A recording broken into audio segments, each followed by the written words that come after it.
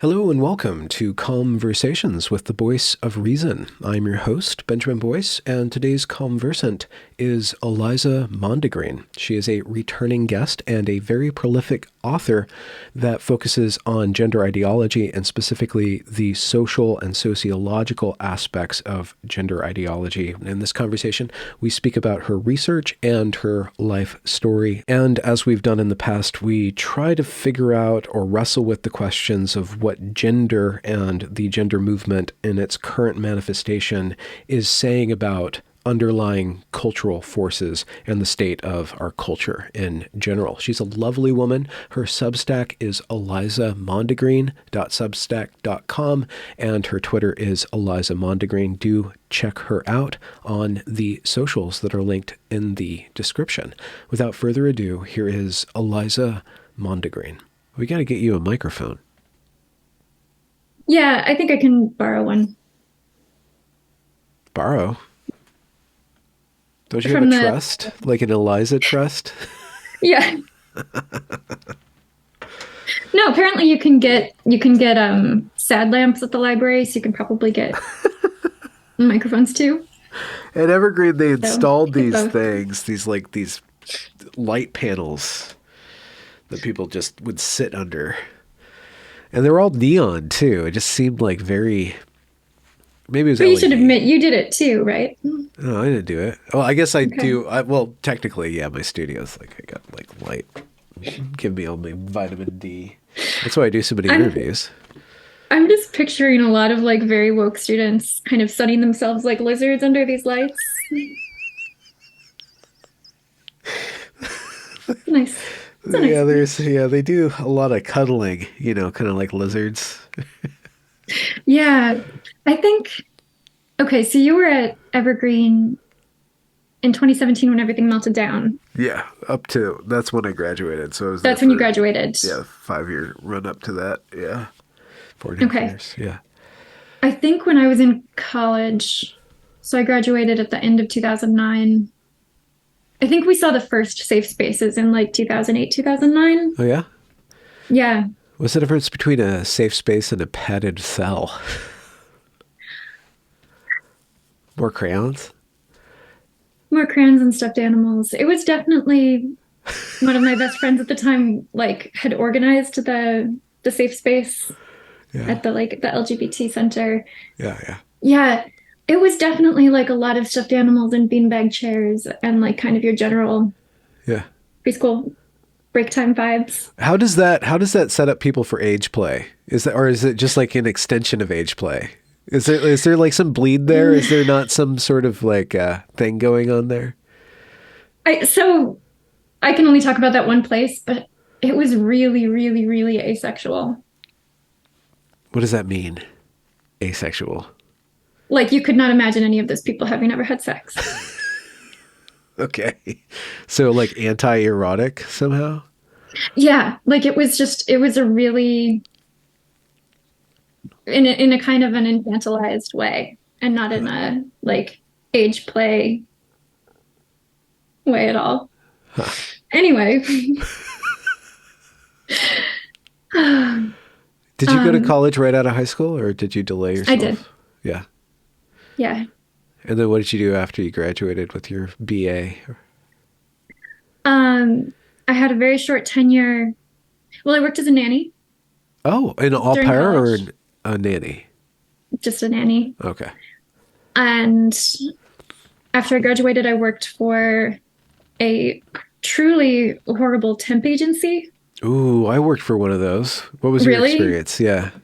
There's this great movie with Posey Parker and that one Australian accent who you would never know, not Toni Morrison. What's her name? Anyways, I'm sorry. I'm ruining everything. So, okay. Truly terrible temp agency. Truly terrible temp agency. It sent temporary workers to like public agencies. And I think I saw almost every kind of employment discrimination in practice there. Pregnancy discrimination, definitely racial discrimination. And there was an interesting stage in the hiring process for everybody. And this was how I got hired. uh, where the the owner of the organization wanted to see the driver's license of everybody who was applying and could be like, is this someone that I want to represent my agency? Is this someone who looks like every other assistant that I ever had and I want her to work here in the office? Oh, yeah. Okay. Yeah. Yeah, it was some real like 1950s Mad Men level Yeah. harassment. Not quite casting couch level, but Not casting couch level, but like he would shut me in his office at the end of the day and show me half naked pictures of his previous leggy blonde assistants who were all okay. about 22. Okay. All right. Yeah. So he had a Yeah. So did that happen to you? No. Actually, it wasn't that kind of terrible temp agency. I showed up, they gave me a job, and then I worked there for Chicago Transit Authority in their retirement Okay. department, which was actually fascinating because what they would do in the office that I worked in was process claims. So I got to see Okay. like how people got fired working for the CTA, and there's some truly What do you amazing remember? ways. There was this. I actually. I think I still have the documents, and I shouldn't have them. There was this hearing. Somebody got tested positive for marijuana, and Okay. all of his whole apartment building wrote all these letters in support for him, like that he was this clean cut guy and he never smoked. But they would have it was Mother's Day was coming up, and so the women wanted to celebrate Mother's Day and their birthday by smoking joints and blunts all day. And he came home and they blew smoke in his face and made fun of him. And the grammar and the handwriting was just so astoundingly terrible. It was so bad. So they're saying that this is why he tested positive? Yeah, because they were just having like a 3-day Mother's Day Mother's birthday Day. blunt. That sounds probable. I remember, so my job was actually like to send people out to terrible jobs Yeah, from my own terrible job. Yeah. And I had this like level of, I had to do criminal background checks because we would send people to work at like the Department of Justice or corrections. Okay. And I was so innocent that I would like look people up and it would be like drug paraphernalia. And I'd be like, that doesn't seem that bad, because like if somebody has like a huge like marijuana leaf on their bedroom wall, like why do the cops even care? Yeah. Or a reggae scarf. I know. Huh. So this is where you grew up. This is where you the innocence was stripped off, sandblasted. Yeah, this is off where your soul. that got burned away that year. No, I wasn't there for that long, and then I sent myself out to work for the state public health agency. And state worker. How was state working? Yeah. It was interesting because people will really kind of park themselves in a cubicle for 40 years. And some interesting things happen when people stay put for that long. Like there was a woman on my floor who had more than one of her own dead stuffed cats in her cubicle.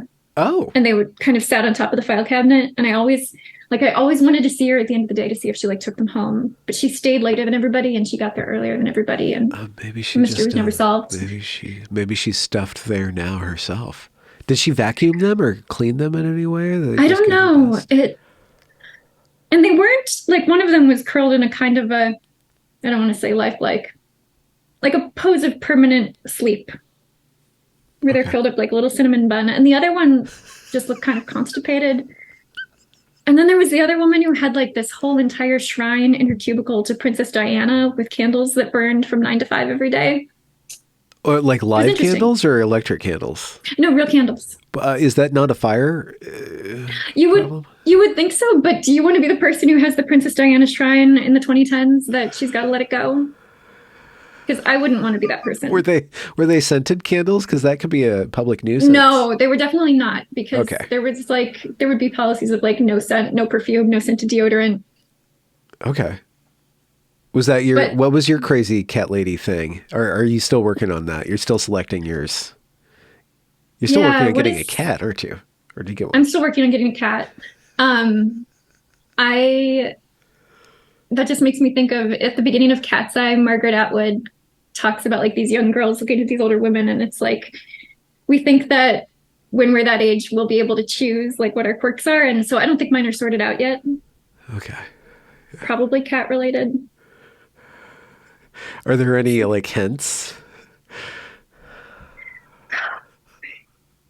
I don't know. I feel like the main thing that's happening is that my sleep routine becomes more and more fragile in particular. Oh, And really? that's alarming.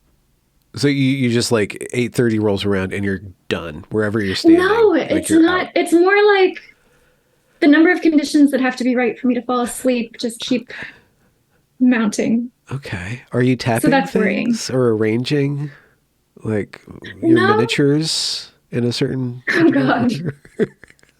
I mean, maybe that's coming. I Okay. don't know. Do you What's it have going to an be for you? extensive makeup routine? Or is No. it okay? So it's pretty straightforward. I'm just trying to imagine like where your clutter would perpetuate and what you would have to do to diminish clutter in order to sleep. Oh, it would be books. Oh, okay. Do you align the Yeah. spines by color? No. I think that like it just seems like such a sociopathic thing to do. Okay, that's too far for you. Yeah. Okay. Third letter. You alphabetize everything by the third letter of the author's last name. Yeah. You know that Yeah, I creepy. do. No, yeah, no. No, I aspired to the autobiographical categorization at the beginning of High Fidelity, but just haven't got around to it. Oh, okay. The movie or the book? Or The both? movie. Okay. You haven't read the book. No. Okay. I can't, because I can't, that movie came out a long time ago. And while I did watch it twice when I could rent it at Hollywood Video, I haven't seen it since Yeah. then. I haven't seen it since Hollywood Video either. But it stuck with you. The autobiographical organization. Autobiographical categorization. It was like how he moved from one album to another album. That was the order that they were in. Okay. Okay. So, Like chronologically over his life and yes. emotional. Okay. Okay. Yeah. Yeah. I So I aspired to that. I don't know what my quirks are yet. I think I'm just so weird, and plus, yeah, I don't know. I think Okay. like my evenness is so evenly distributed that I'm just kind of weird instead of like, Generally. yeah, just kind of generally. Oh, I do think that I'll be like one of those old women who keeps pigeons. Oh, I uh, do. aren't they diseased or are they not No, diseased? no, like, just for company. Okay. Not for sending messages. No, I mean, who would I send messages to? Well, I mean, don't you have like a pigeon fans kind of club?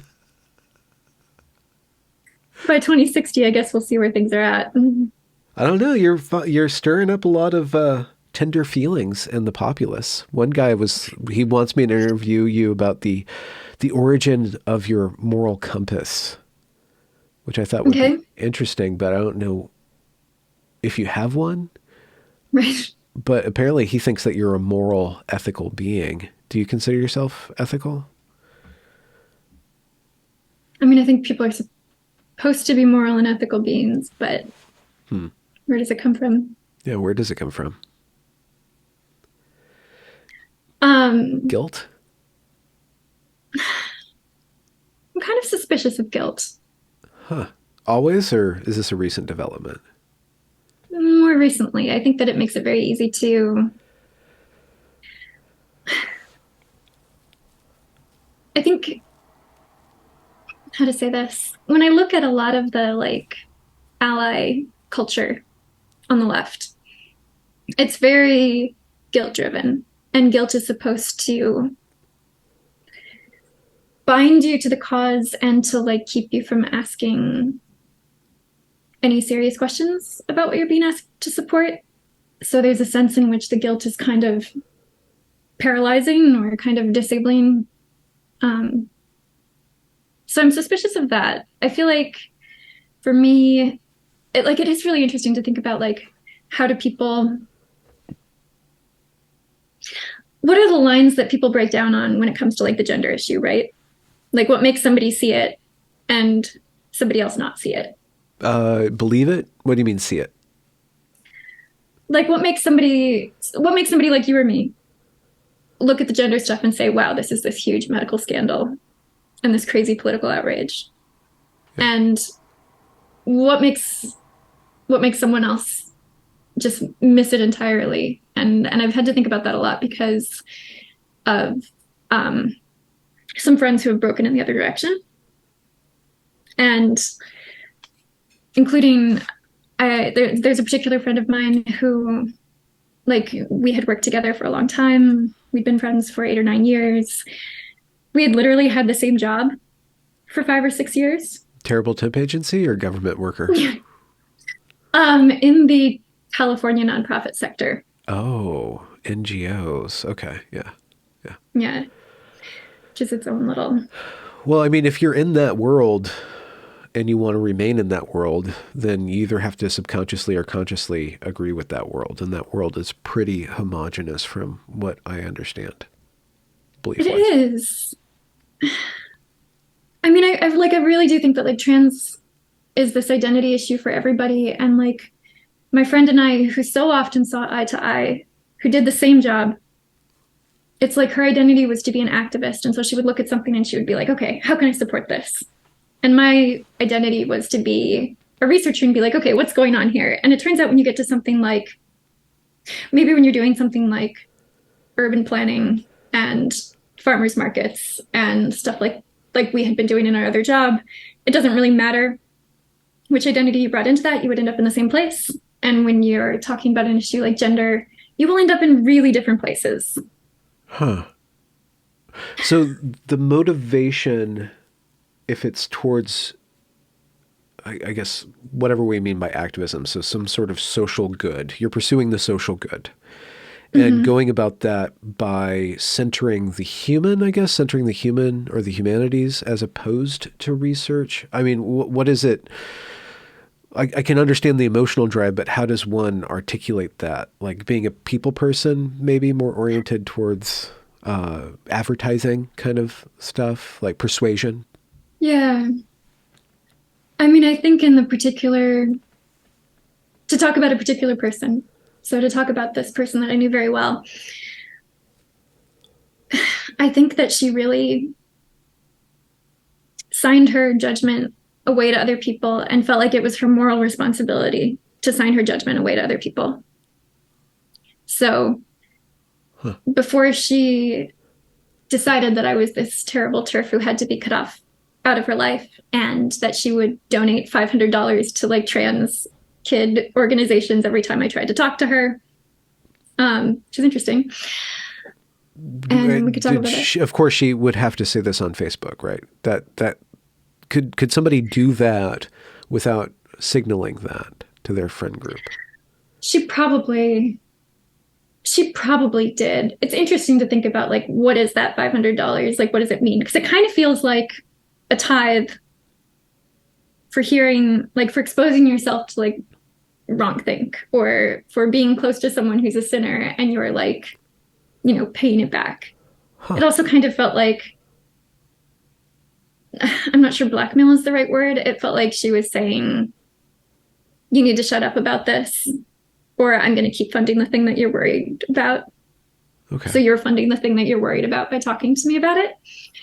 But I think she really is someone who her identity as being like a good activist and a good progressive and a good person was much more important to her than investigating like what's actually the right thing to do here.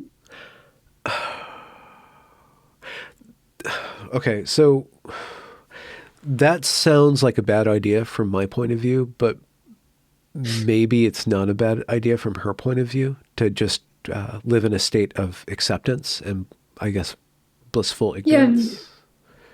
Or becoming like an extension of the thing. Like you surrender your moral compass to a larger moral force and you therefore get to be an extension or even free from conscience. I think she gets to feel like she's using the power and privilege that she's been assured that she has as a woman who at the Has time nice would have called shoes. herself like a white cisgender. Yeah. White. A Okay. white cisgender woman, Middle class. upper middle class. Okay. Stable family. Um, yep. All right. I think she would have done the whole rigmarole, like white cisgender, settler, colonial. Oh yeah, I always forget that part. Yeah, I always leave that one off too. It's settler colonial. It's not as like pithy as cis. White, Right. cis, hetero, settler colonial. Yeah, able-bodied. Right. It goes on and on. Interestingly, a couple of years after she was the most self-effacing cis ally, she came out as non-binary. It just she decided she still had some things she wanted to say on her own behalf, I guess. Yeah. It got a little old. Yeah, the temptation is great. Either it's a temptation to adopt and to extend the process, or it's just this. Either it's the path of the ego, or to aggrandize itself somehow, or to even further marginalize itself. Right? Like there's got to Yeah. be something wrong with me too. Like I can't just Yeah. be good. I can't be good. I can't be whole. I have to be broken too. Yeah. Yeah. I don't know. And I mean, I think we all have to be wary about how our identities come into this issue, because it's if you're somebody who's really attracted to being a dissident, you have to like that's something that was always very attractive to me when I was a kid. And Okay. growing up, it was like, I guess some kids are attracted to George Washington and some kids are like, I really relate to those like sneaky bastards who will not be vindicated until like 200 years after they were burned at the stake. But you have to make sure that there's like a real cause and a real grounding there. And it's not just this desire to be like, I don't know, like some people want to be always the devil's advocate, or Yeah. you would say that you're a really nice, what do you say? You're a friendly contrarian? Agreeable contrarian is Agreeable contrarian. what I've identified as on Twitter. Yeah. Agenda fluid. Yes. Yeah. Yeah. I remember that.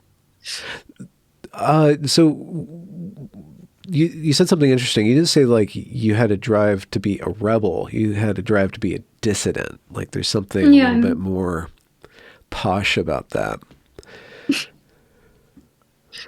Like a thoughtful rebel, like a highbrow rebel. Right? Like Highbrow rebel. Undermine the system. So how did that arise for you in your teen years? Was that, or preteen? Oh, I mean, I kind of think that that's something that's just part of your personality, where it's not. Okay. Like, I remember being in kindergarten, and there's a certain kind of authority that I've always had a problem with, but the story from kindergarten is I remember in just like total outrage pointing out to the teacher, like, you're just making us do busy work. And now that I'm, an adult, I'm like, of course she was making you do busy work. But at the time, it was like, if I just bring this to her attention, like she'll remedy this like massive injustice of making us do these pointless worksheets with kitties and apples. And she was wasting your resources. She was wasting your talent. Yes. Huh. That's a very proudful position to take. So for a 5-year-old. Yeah, like very, very your time, your energy, your effort is it's valuable. It's not to be wasted. I think I just felt insulted by the worksheets. So for me, it's probably something like that, and just having a kind of a subversive streak of humor, and that can show up in more serious ways too. Okay. Yeah. What do you do when you have authority? And sorry, you can ask me. I can do the talking if you want. Oh, I was going to say, what do you think? Why do you think issues like trans stood out to you in the way that they did? What do you think disposed you to that?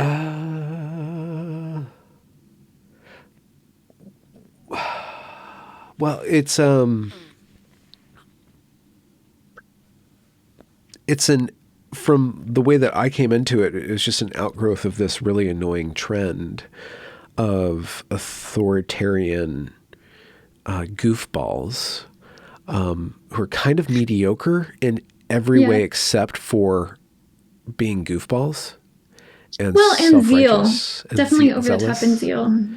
And I'm probably going to retread some talking points or stories, at least anecdotes. But when I was at Evergreen, you know, you saw the imposition of the gender pronoun thing, like out of nowhere. Yeah. It's like, and there was this one guy that I worked with. He was kind of like non-binary, but I'm like, okay, you're a guy. Like, what does that mean? You're going to wear eyeliner? You're sensitive? I really don't understand. But he was a really humble guy. It wasn't like Yeah. attention thing. It was just this really humble guy. It's like, I think I'm just non-binary. So I'm just use they them for me right now. You know, he's exploring his identity, whatever that meant. But Yeah. there's something about the girls or the females, the young women, you know, college age women who had something to deliver to me, and they had something to correct me about, you know. So I had a Okay. teacher who was a they them, and I called him him while I was giving this young woman a tour of, you know, like, this is how you set up a PowerPoint for a teacher. This is where the jack is. This is how you turn it on. If they have an issue, it's usually because they don't know how to press this button right here. That says press this button right here. And, oh, what are you taking? Oh, I'm taking this guy. And his pronouns are they, them. You know that, right?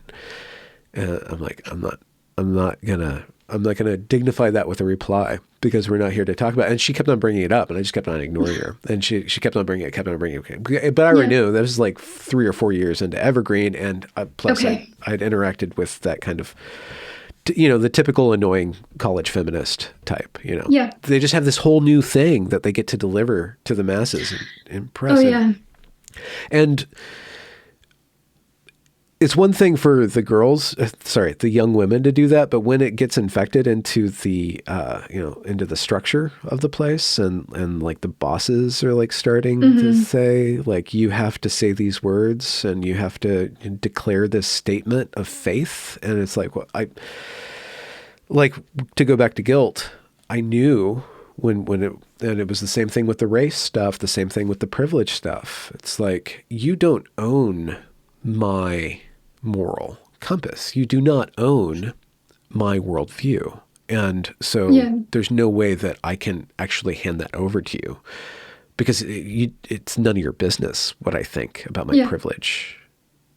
It's just it has nothing to do with the state college doing this, right? Like, there's just all this stuff going on. So anyways, when I saw the stuff blow up racially at Evergreen, and then I saw the same thing happen at Wilfrid Laurier with Lindsay Shepherd, along the same behavior along the gender thing, I'm like, this is just the same issue. But the race thing always kind of annoys me because there's no end to it, and the foundations of it is just so murky, and you don't know if there's so much power and money involved in the race thing, and it's endless. And then my whiteness and the blackness and this and that. And it's just, there's a darkness there that I just don't like dealing with, but gender is more important to me. Like, sex and gender is just more important to me, and it's fun. And it's weird and it's crazy. And like, even if, you know, it's a social construct, I think it's like, it's inescapable. So it's just a fun place to be, right? So there's more fun there. Yeah. Aside from the tyranny, you know, beyond the tyranny. So that's what it takes for you. Like, some tyranny, some fun, you're there. Well, I guess, and then, you know, and then the human interest thing, because everybody's got a story about their gender. Like, everybody's got like, I'm a guy or I'm a girl. This is what it means to me, you know, and like, and it's really personal stuff, right? Which is kind of, you have to be careful around it, but it's just a great opportunity to hear people like come to terms with being a human being. Yeah. And you like to get people to kind of spin their story out. So I can see it's a good thread. It's a good common thread. We came from it. Thread. It's murky. It's dangerous. It's dark. Yeah, I can see that. But your work in this field is, I would say primarily a researcher and then a critic on a second level, and maybe some sort of social activist, maybe, or maybe, but this is just my view. What do Yeah. you think? So it's been a couple years now. You're gathering steam. You're getting a pretty sizable body of work. I mean, academically, but also like out there in the world. So what's your why and how? I've been thinking about this. There's been something that I've been trying to write, and it requires reconstructing a little bit of the story about how I got here.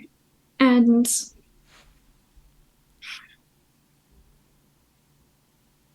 I think a lot of it, I think a lot of the motivation was I did have a friend who transitioned many years ago now. And I was already interested in the issue, but that was really the impetus to look a lot closer and to kind of argue and to make better arguments than the ones that my friend was making, or to just kind of challenge a worldview that I didn't think was healthy. I had to go down a lot of rabbit holes. Like I had to go down all of the same rabbit holes that my friend was going down. And by the time that person decided to transition, it was like I knew by that point, I knew too much and I couldn't forget it. Like it had forced me to be, I was not able to go back to a place of like relative innocence on the issue that I had because I had Or looked even into all of these aloofness things. or detachment? Um, like detachment or like I think what a lot of people tell themselves and what I told myself until 2015 was this doesn't affect that many people. It doesn't really affect you. And when you really dig into it, it's like this affects everybody. Like even if you do not, if you're not trans, if you don't know anybody who's trans, it affects the way that your rights are defined in the law. It affects the way that we're conceptualized as persons, like what it means to be human, what it means to be male and female. Everybody's implicated in that. And the the expectation from trans activists and those inside, those who are just kind of on the outside and those who are inside, like our major institutions, like our universities and our media and things like that. The expectation is that everybody else is going to play along with the script, and the kind of survival of the ideology requires that kind of playing along. I think that that's why it matters to everybody. And so you were saying the how and the how and the why? The why. Well, you kind of answered why, but like the how, the Yeah. process. Like in what way are you going about this? So I know that your format is articles and every now Yeah. and then an interview or a stream. Yeah. But like, how are you going through it? Is it systematic yet, or more shotgun? Um, I when I started to research it really seriously, I just made a couple of Google Docs and I would put everything, like I would just organize everything that I found under every category. So it'd be like, okay, political stuff in different countries and what's happening with prisons and what are the different arguments and what are all the different things that people say about the relationship between sex and gender. And then on the medical side, like to do the same, like pretty intensive categorization. So I've always been pretty systematic about it. And it's been more trying to find a niche, like something that I might be able to do that wasn't being done, or just a place that was a good fit for like the skills and the insight that I had. Yeah. And that was really kind of in the kind of at the intersection of medicine and language, which have always been my interests. Okay. What is the intersection of medicine and language? Like, how do we conceptualize? I'm really interested in all of the ideas about like what does it mean to be sick, or what does it mean to be Healthy? what does it mean to be healthy? What Ian Hacking says in one of his books is like, what makes something a way to be mad in a particular place and time? So he's using a kind of an archaic word there, mad. But what we might say that was a little bit less inflammatory would be like, what makes this a way to express distress in a particular place and time? So that's kind of the intersection of medicine and language that I'm really, really interested in. Okay. Yeah. Yeah. And one of the questions that's the most interesting to me is this this kind of entanglement of pain and identity when it comes to not just trans, but a lot of mental health issues. But I think we see it particularly with trans, that it's like the existence and the intensity of the pain testify to the reality of the identity.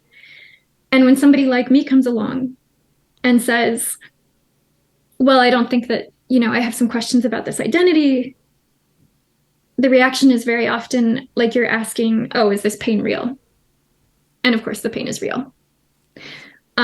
But this tight embrace between pain and identity means that, okay, so if the pain is real, and it is, and the pain and the existence and the intensity of the pain testify to the reality of the identity, then the identity must be real. And anybody who questions it is questioning my pain, is questioning my existence. Huh.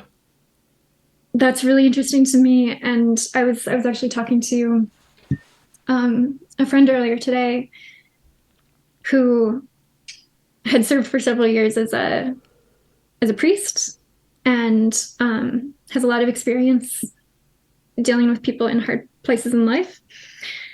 And he was like, the etymology of the word compassion is to be with pain. So to sit with someone in their pain, especially if that pain is unavoidable. And I think something that comes up in trans a lot is, what does it mean to be compassionate? And there's a kind of an easy short-term answer to that, which is don't bring up things that make people upset right now. So if someone has fixated on a particular solution to a problem that they're having, like, I don't fit in, I never feel right, I don't know what to do, I need some direction in my life, and the answer that they seize on is trans, there is that kind of like be kind crowd out there that says like the right thing to do is to go along with it. But since in 2023, it's in fact not possible to change sex, since we have a lot of evidence just from kind of like looking at these communities and from talking to people who went through this and then had regret and detransition.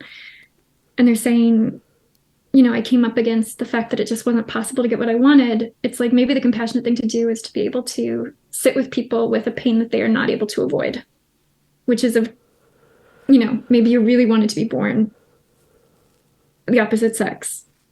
Maybe you really can't figure out how to fit into the world. And that the solution to that isn't to run after these short-term fixes or to fall down this rabbit hole of, trying to change everything about yourself and then trying to change the way that the entire world sees you and interacts with you, which will never work. And instead just to be like, okay, this is real pain. It doesn't mean that the identity is real. What do we do so that you can like live in the world the way that you are and be okay? Yeah. So there's this phenomena on Reddit. It's a couple years old right now. Pops up every now and then in my discussions called Transmaxing. And it's explicitly the escape hatch for incels. The guy who can't get any dates becomes the girl that he wants to date, then gets treated better in society. If he can pull it off, he gets to date maybe lesbians, but definitely other transbians, I guess they're called. There's this image that floats around with all these like positives, and then estrogen, skin softer, less this and that. But why shouldn't a 22-year-old guy effeminize himself? Like what's as if we take out the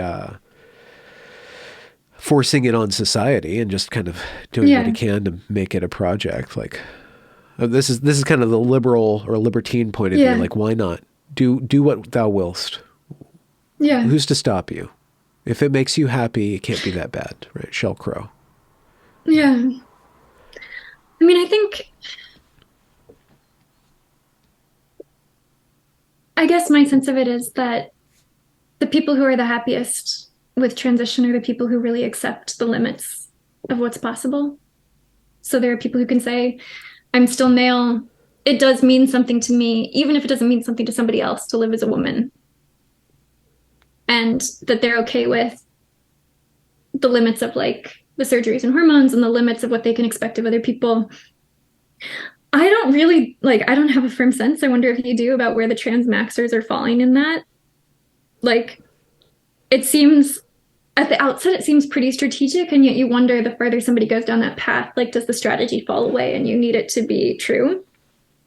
What do you think? There's this, what brings to mind, there's a friend that I have who's doing great work. And I think I brought this up on the show before, but he got into the game. He kind of couldn't get a date.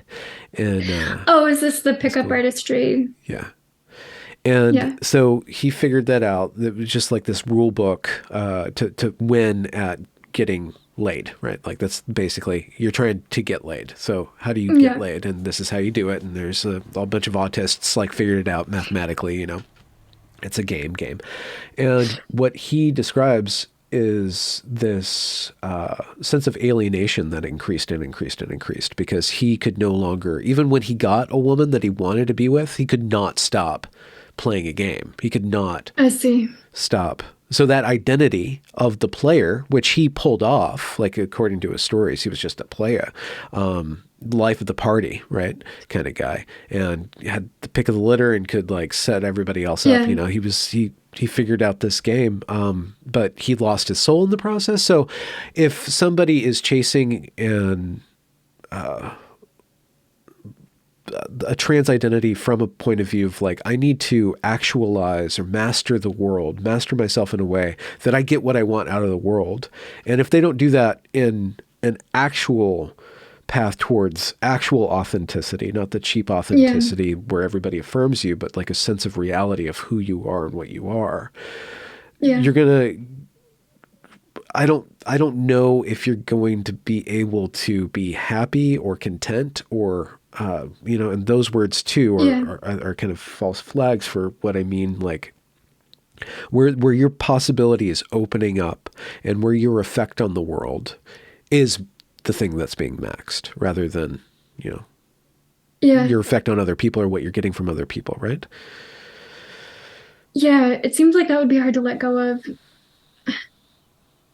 And it's just, I mean, like, the trans community will talk a lot about acceptance and being accepted for who you are and how liberating that is. It's hard to think of anything worse than being accepted as something that you're not. Like, that doesn't seem like acceptance, even if everybody provided it. Like, even if you passed perfectly, even if everybody thought, like, even if everybody really believed that I was really a man or you were really a woman, like, you would know. You would know that there had been this act of self-rejection on your part, and that what was being accepted, if anything was being accepted, wasn't who you really were. Yeah. I mean, assuming that somebody has a soul to begin with, right? That they can betray, like they have like a self inside of them that they can run away from or master or accept and work on. It can be, I'm thinking in terms of like, if we take the gender sex thing out of it, the sex change, if you are a actor or a grifter or public intellectual and you have created this persona, right, which is kind of the same thing, but it's still, it's still that tension between what am I putting in the world, and if assuming that I have a soul to begin with or some sense of moral compass to begin with, that's going to have conflict with me acting a part. Yeah. At what point will that come crashing down, or at what point will I become it and just lose myself in it? Yeah. And just be it, right? Yeah. At what point do you become the mask that you put on? Yeah. Yeah. And if we're just living, it's one thing to the gender sex thing is interesting because it does have a physical component, and insofar as people are seeking sex, they are seeking interaction from the real world. But if it's just like a video game character, right? Yeah. But okay, so here's a thought. So the problem with like playing a video game character, like if I was a man, I was playing a video game character who was female, and she spoke and she appeared female, or even anonymously an anime profile on Twitter or something like that. Mm-hmm. Will that give me, will the affirmation of people thinking that I'm a female be enough? Because I see those photos in GC Twitter of these not appealing looking men, dressing up, throwing a skirt on, saying, "Aren't I cute?" And they want to be seen as themselves, as not themselves, right? Yes. So if you're looking for affirmation, like to what degree do you need to kind of force people to accept your cuteness when you're the least cute thing? I mean, I think I think trans is particularly hard because the only sense in which it can be true is the extent to which other people play along. And even if people play along online, when you're playing a video game, when you're playing a female character and they don't have any other information about you, is that going to be enough, or aren't you going to be compelled to like push it into other domains of your life? Because you never want it to feel fake. The problem with the video game is that it's somebody else's assets, right? It's not your assets. Like it's somebody else created this world. You need to have I would see you would need to somehow put yourself out there if you're driven by that. Yeah, and I think that it does start that way for a lot of kids, maybe especially boys. How do you mean? That well, I mean, this isn't I research girls and young women, so I'm going to try to tread carefully, but it seems like the category of very sensitive young men who Alistair talks about, who you've talked about, who kind of fall, and who some of the detransitioners you've talked to, they seem to be this type. It'll start out online, it'll start out somewhere like a video game, and it'll start out being an escape, but it makes it harder and harder to go back to regular life the more time that you spend in that escape world. Yeah. It makes it's a little bit, one of the things that it makes me think about is okay, so the Unification Church, the Moonies, when they would try to recruit young people, they would take them away for 72 hours or a week, and they would immerse them in this cult environment, and they would love bomb them, and they would create all of these expectations of being seen and treated and related to in this particular way. Yeah. And then they would intentionally dump them back in the world that they found these people, and everything about that world that they inhabited, more or less comfortably until the weekend, would all of a sudden grate and hurt and itch. And I think that something like that is happening with kids who kind of dabble in these fantasy worlds and then have to go back to their real life, and everything, it's like everything itches. Huh. Do you know what I mean? Yeah.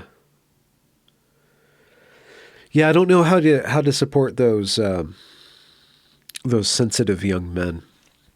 Yeah. Or what kind of support they need, because it's just so antithetical to support a man. No, the man supports other people. The man's got to be, the man carries the water. The man doesn't ask for water. But that's not true. It's just, yeah, it's just my gut feeling. Because at some point I just get tired of the whining. I'm just so it's so sad. Your life is so sad. So what are you going to do? What are you going to do? But if somebody else is coming in and say, I accept you, I embrace you, you're one with us, like that'd be, and they're looking for that. I don't know how to give them that in the proper way, how to be properly compassionate, properly empathetic, properly connected and available, I guess. It's difficult. Yeah. How do you do that in a way that you don't, I mean, like you could create the anti-gender cult and really love bomb people, but that's not exactly a solution. Well, the GCs have tried to do that. I mean, at least they get, there's a pattern within the female-dominated environment of turf land on the internet of a specifically a detransition woman mostly comes out and is love bombed, is surrounded, is lifted up, and then starts to show different opinions, or just gets connected to that and goes on the rampage, right? Or just uses that ideology as an extension or an exertion of their process. So, but I don't think that is as strong as the trans identity. No, I don't think that it is. Kind of an anti-cult in certain respects, not entirely. Yeah, like on the level of people who are, maybe freshly detransitioned, there is certainly a possibility of like, okay, when somebody newly leaves a cult, one of the things that they're very likely to do is to join a new one right away. And it takes a lot to kind of break up with that, like, because the needs that you had that drove you to the first cult are still there. And the expectations that you have for the kind of relationship you have with other people have been altered by having been in a cult. So you definitely like occasionally see detransitioners come out and kind of become ideologues for a new cause. But from watching over time, like they usually do undergo like this kind of ideological detransition where not only do they break up with the belief system that led them to believe that they were trans, but they also kind of break up with that like needing, feeling safe in an opinion if everybody shares it. Like you can see over time that the longer that people are out of the cult, the more range of opinions and experiences that they feel comfortable to express, including things that they know that their new friends maybe won't like to hear. Yeah. Like the pro-abortion detrans woman, like what do they do? Oh, what is this? Go? I don't know. It's just like if you're pro-life or anti-abortion. Okay, that makes more sense. It's gonna be difficult, women's rights. So you see that every once in a while. You see that tension. It's kind of interesting, the detransitioner to trad wife kind of pipeline kind of thing, Yeah, I've seen a few of those. Yeah, and then there's like if you're part of the wider community and people are exiting a cult and joining your wider community, like how can you support them without doing the same things that the cult did, like how can we especially like make sure that people know that they can express a dissenting or an unpopular opinion and that they won't be driven out for it. And I mean, you see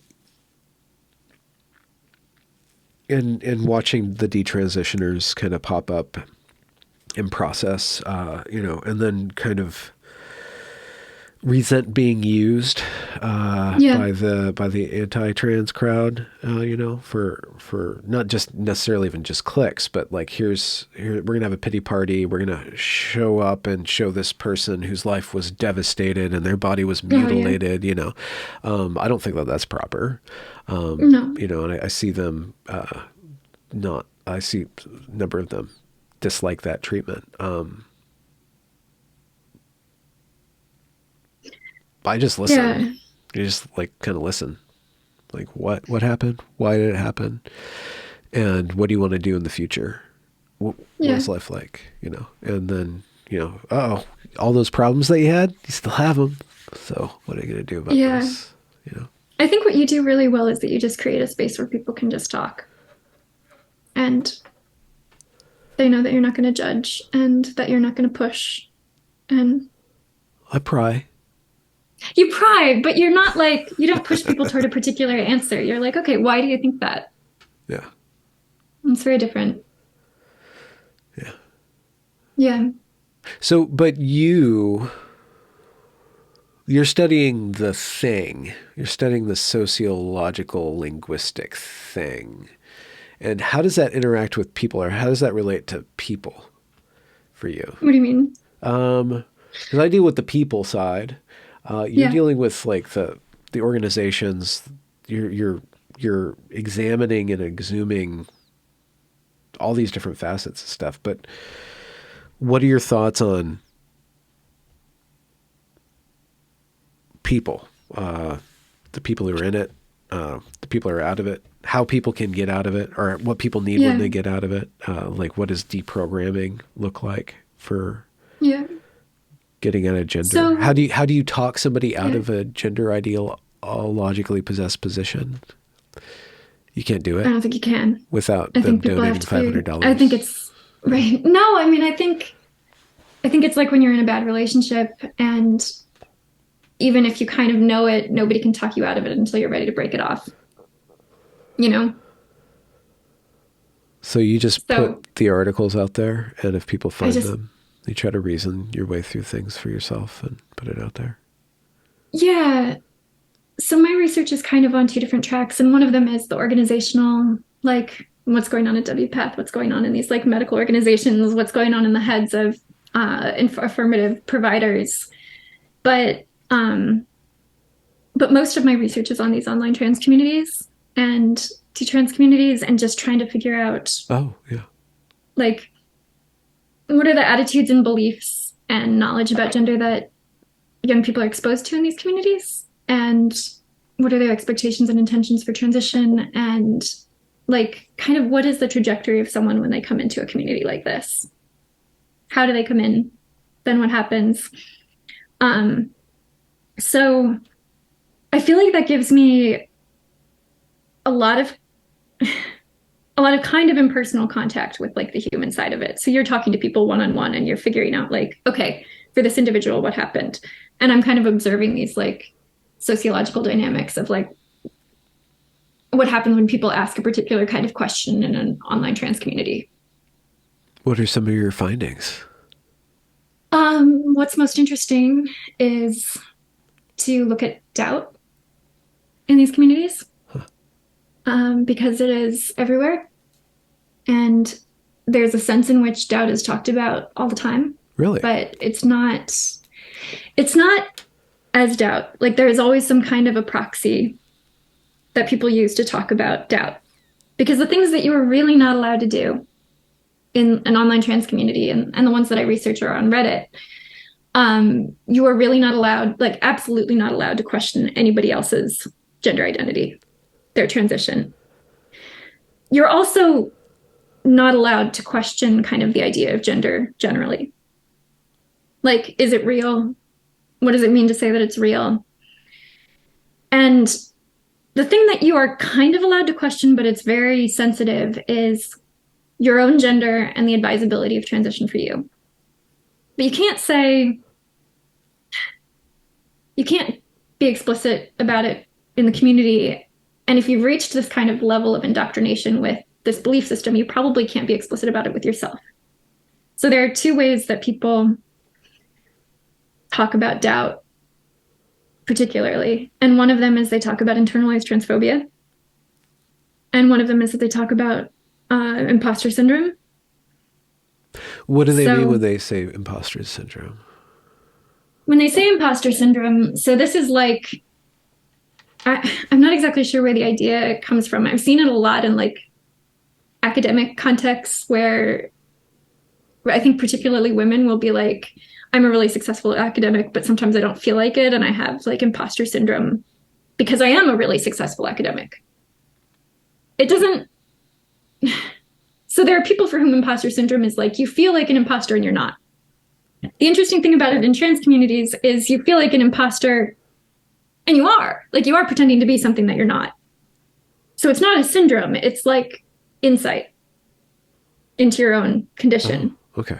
But you're calling it this misleading thing. Okay, so what we would describe as cognitive dissonance, they're calling imposter syndrome. Yeah. Yeah. And so you'll say, sometimes I feel like I'm not a real man, or I feel like I'm faking it. Yeah. And you will label it imposter syndrome so that it's like, but I know that I'm not faking it because I'm a real man, because that's what the belief system dictates. Yeah. So it's this kind of thing where people get to air their doubts and label their doubts, and then the whole community helps them to like overcome their internalized transphobia or overcome their imposter syndrome, which means overcome your doubts. It's really interesting. With imposter syndrome, with imposter syndrome, so much that comes work. Up, it's so much cognitive load, man. Yeah, managing your cognitive dissonance is a full-time job. And with imposter syndrome, like people will talk about feeling like an imposter before they transition. So since I research girls and women, this will be like, I felt like an imposter as a girl. I felt like I was putting on an act when I was living as a girl or when I was performing the role of a girl. They'll talk about feeling like an imposter during transition. So this could be either they feel like an imposter as a man, they don't feel like a real man, or, and this is interesting, they feel like an imposter as a trans person. Like they feel like they're not a real trans person. Oh, yeah. So this is where things would come up. Like, I think that I'm faking it. It is such a trap. They'll be like, I think that I might be faking it. I think that I'm not trans enough. And of course the community will say, oh, you're not faking it. And, oh, you are trans enough. Like, even if you are really feminine, even if you never take testosterone, even if you never had any history of this. And since my research extends into detrans communities, there are a lot of detrans people who will post about feeling like an imposter in their real sex after they detransition, where because they feel like they don't have that sense of fit that they might have if they, hadn't altered any of their like characteristics, or they have gone back to this feeling of like, I still don't know how to be a woman in the right way, and I'm still being told by the rest of society that there's a right and a wrong way and that I'm not doing it. Huh. It's really interesting. And yeah, I remember something you posted. I think it was you from Reddit. I think it was you. This male to female. So this female transitions to male, wants to get laid like a gay man because she identifies as a gay man, hooks up with a gay man. The gay man has sex with her and then starts crying because he's gay. And he feels like... Okay, I don't think I posted this one. Okay. No, I don't think so, but it sounds like the kind of thing that I would post. So she was kind of complaining. She's like, I feel bad for him, but that was so invalidating of me that like we had sex. Yeah. He nutted in me. Sorry to use that language. I think that was in the post. And then he starts crying because he's gay. Yeah. And so therefore he invalidated me because I'm not gay in his eyes because I have this thing that makes me not. And then people like him come and say, oh yeah, you know what? The gay people, they just really need to get on board. Like it's not your fault, Yeah. That has been such an interesting trend, is this like the kind of the gay trans guy, in other words, heterosexual female contingent of transitioners. It's interesting to think about like where that's coming from. You can understand the transbians more than the gaybians. No? Yeah. Because of a basic understanding of male sexuality, or what do you mean? Why would a woman want to be a gay man? Yeah. Have you seen the patterns of like what's going on? Because I can understand, because male sexuality, I can understand a man wanting to become a lesbian because he gets off on that, right? But do women get off on it in the same way? It's got to be a little bit more romantic. Yes, it is.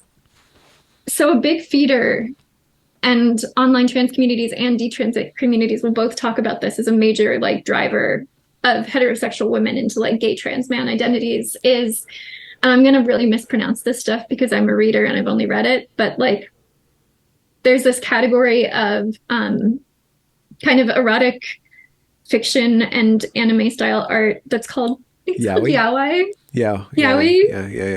yeah. Helena talks Yeah. about this, yeah.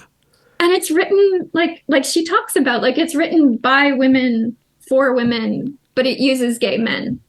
So it makes gay men these avatars of female sexuality that are kind of unencumbered from dynamics of heterosexual relationships that young women might be really uncomfortable with for a lot of reasons. Yeah. And I think that that's, if you're reading something that was written by women for women and you're a woman and it really speaks to you and it makes you think that you're a gay man, like I think that that's how we get gay trans guys, is that there is this, a very female act of kind of hyper-identification. And this is different than the butch lesbian. It is. Path. I mean, I think that they're both reactions to like sexual orientation on one level and setting boundaries on another. Because like with lesbians, we saw this first and going back a long time. But I mean, if you're a lesbian and all of a sudden any man who wants to sleep with you can say that he's a lesbian, and your community says that you can't reject him because he's a man, you need to draw boundaries in some other way. If I'm a lesbian isn't a boundary, you need to come up with some other, like an idiosyncratic sexual identity, like a feminomoric, non-binary, AFAB. Okay. Yeah. I've seen that. Becomes an option because you can be like, okay, well, it's so idiosyncratic that it doesn't include you, but it's not transphobic. It's the attempt to create an identity that a community will respect. Yes. Okay. Yeah. And I think with heterosexual, yes. And I think with heterosexual females, it's very similar because there's, I think, a fairly normal amount of distaste or fear or a whole combination of things that like girls and young women feel, heterosexual girls and young women feel about heterosexual sex. Because it is just really different for women than for men.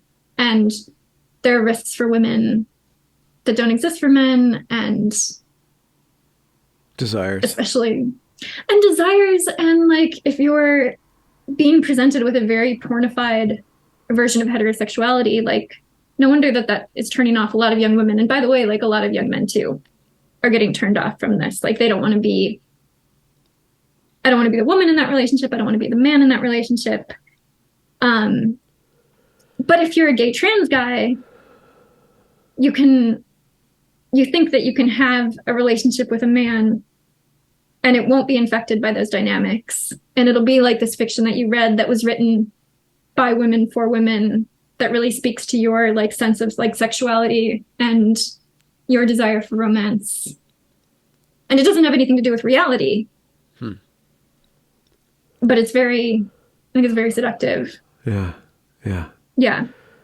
I wonder, I understand the pornification aspect of it, but it's not just, our obsession with sex isn't just porn. It's just, everybody's just like, I'm bisexual. It's like, why, who cares? Yeah. Why? Yeah. Why is that so important? I know why it's important, but why is that such a why is it? Yeah, it's a good question of why it would be so much of somebody's identity. Is it a proxy for something else? I don't know. A couple of years ago, I went to, my employer was presenting at the Atlantic Festival. And so I got these very nice comped tickets to go. And I went to all of the like LGBT stuff because I was really curious, like how it would be presented to these, the rich people who buy Atlantic festival tickets. Yeah. And there was a session with this older gay guy, and he was talking about his gay son, who was a teenager, and how disappointed he was that, like, he said that being gay was the father said, being gay is like the most important thing about me, and it makes me this like really special person. And, it really bothers me that my son is just like, he thinks that he's just gay and it doesn't matter. So there is this strain of like sexuality for some people being an incredibly important central part of your personality, and this belief that's a healthy thing to do. And I was listening to this guy and I was like, wow, it sounds like the kid somehow has this super healthy attitude towards sexuality where he's like a full rounded person who just happens to be gay. Yeah. Versus the dad whose entire identity is being gay. Yeah. Yeah. Central piece. I mean, it just doesn't seem like a good foundation, but if that guy is very successful because of that identity, why not, I guess? I mean, he does seem to be a professional gay person. Like he was being paid to be at the Atlantic Festival. Yeah. Well, but for most people, not a deal. I guess one way to flaunt your heterosexuality is to be a family man or a mother, right? And I tried to bring this up in my slightly disastrous conversation between Megan Murphy and Ayla last week. Okay. I didn't hear this. What happened? Well, I was trying to get them to talk about their different attitudes towards porn. Megan wants it banned. Okay. Ayla thinks that, Megan thinks that all women hate it and it's bad for all women. And Ayla's like, no. And I wasn't able to get them to communicate. But at the end, I'm like, well, what about the purpose of sex, right? So how can we talk about the ethics of pornography if we don't understand the purpose of sex? So what about babies? What about being a mother? And they both noped out. They're like, no, I don't want to have anything like that. Megan wants to be serial monogamous, and Ayla wants to be just polygamous AF all the time. But they're both still on the spectrum of sex has nothing to do with procreation. Sex has nothing to do with it's not in the context of a long-term partnership where children are the point of that. So once we disconnect sex once we sever the link between sex and procreation, it kind of just spirals out of control. I don't see, there's nothing for it to be grounded on. And you see that a lot, especially in a way with homosexuality, with male sex is just hyper promiscuous, out of control. Just because they're both there's no inhibition. Male sexuality without the check of women. Yeah, without the check of women. So it just goes out of control. And, I'm sure that lesbians got their own kind of interesting idiosyncrasies, and I'm sure it's more of a social dynamic. But we've glorified the margins. And so we've glorified the margins, and we've severed the link between sex in the context of intimate partner dialogue and virginity is an important thing, and with the birth control, and we've spoken about this, birth control and abortion. So when it just becomes when it's not grounded, how does a homosexual or how does a heterosexual interact with sexuality at that point? And how does sex become important to them at that point? Yeah. And then I guess the gender thing comes in, because then it starts to become social again. We start to make it important again by bisexual, gender fluid, all this stuff, right? Yeah. To try to ground it, try to put it. Yeah, I really don't know what to make about that. I've been reading this week Abigail Favale's book, The Genesis of Gender. Have you read this? Yeah. I had her on. Okay, and you had her on, right? I need to listen to that. She's from a Catholic perspective. She bases it a lot in Pope John Paul's The Divinity of the Body or something like that, or something like the body. Something about it was like divinity of life, or no, I can't remember it out of the Latin. What do you think about Abigail's take? I mean, I think that it's right now I'm just reading it and I'm not thinking, I try to read things and not say okay, what do I think about this right now? And just try to understand it. So I'm still in a place of just trying to understand that perspective and the critique it implies of where we have gone with sex as a society. But yeah, at a certain point in the book, she makes this point, okay, we go from, in the 1930s, we have this man who desperately wants to be a woman, this Einar Wegner, the Danish girl. And what it means to him is that he wants to have a uterine transplant and have babies. And it's the 1930s and they don't know how to do this, so they kill him. And by the 1950s and 60s, when Christine Jorgensen, the World War II vet, wants to be a woman, that procreative aspect has been kind of spun off. And so Christine Jorgensen can be a woman just by looking like one. And she says at a certain point, she's like, what changed between that? And this was something that I'd actually never thought about. And then she's like, well, it's like this normalization of birth control and this separation of sex from reproduction and women from reproductive capacity. And that has had these incredibly broad and underexamined effects on how women relate to our bodies, how women and men relate to each other, how a society understands and regulates sex. And it's really interesting. Yeah, it's interesting. Yeah.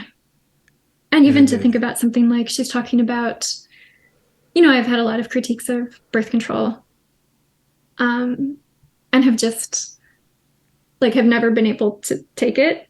I remember trying really hard to find a birth control pill that didn't make me sick or crazy. And I think I tried 4 or 5 and for no more than 4 or 5 days each. What does crazy mean? What's crazy Eliza like? Oh my God. It was scratching people?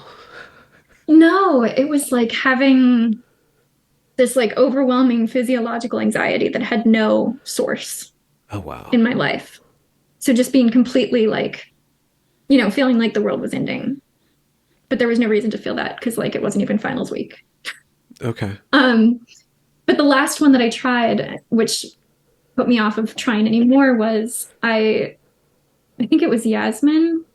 I took it for a couple of days and I couldn't type. And I hadn't it had unhooked something in my brain. And I was just so terrified by not understanding how that had worked. And I was like, I'm never trying this again. So and I'm very what do you mean? You couldn't get your fingers to do the right motions, or you couldn't sit still, or the keyboard letters were kept on walking around? It was the connection between a word in my head and the word on the screen was broken. Oh, wow. So I would type.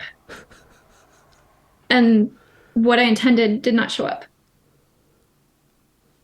Some sort of aphasia, you'd try to write turd and daffodil came out or something. It was kind of I don't remember the extent of it, but it was just I'm never trying this again. Oh, wow. This is over. So as someone who's pretty suspicious of birth control and who has, she puts it in these terms that even I had never thought of it in, where she's birth control causes the malfunction of the female reproductive system. And so the whole female body. And that we haven't really reckoned with that. And yeah. You're not supposed to say that. No, you're not really supposed to. Uterus, right? You're not really supposed to say that, but it was just she puts it so starkly and it's of course she's right. This is taking something from this is something under the banner of medicine that is taking a normal human function that a healthy woman of reproductive age will go through, every cycle, and causing it to malfunction. And as someone who's really interested in kind of the course of medicine and how we got to, what we call trans medicine, it's interesting to look back and see the roots in this thing that it feels like we talked a lot about birth control as a society, and we didn't talk about any of these deeper questions about relationship between self and body and what it does to the body and what it does to men and women and what it does to sex. And it's just, I'm still reading it. So I don't know what it's theology of the body. And Toni Collette was the actress in the movie with Parker Posey. Okay. It's a great little indie film. It's kind of like Time Watchers or something like that, or Clock Watchers or something like that. I'm realizing is that where Posey Parker gets her name? Posey Parker took her name from Parker Posey. Okay. But Parker Posey, there's like a woodchuck joke here. I can't come up with it on the fly. Posey Parker parked her Posey in the park of posies. I don't know. There's something there. Yeah. Well, and I think I wrote this to you in the DM zone, because when I first had you on, you spoke about woman living in the shadow of her reproductive faculty, and that just stuck with me because it's a powerful line. But I'm like, well, why not? Why is that living in the shadow? Why not living in the radiance? Like even the phrasing was a negative phrasing of your sexual reproduction. I think I didn't mean it quite as negatively as people heard it. Because I think shadow sounds bad. I mean, a woman lives all of her life with that knowledge that those possibilities are out there. And those potentialities in her own body are out there. And cannot...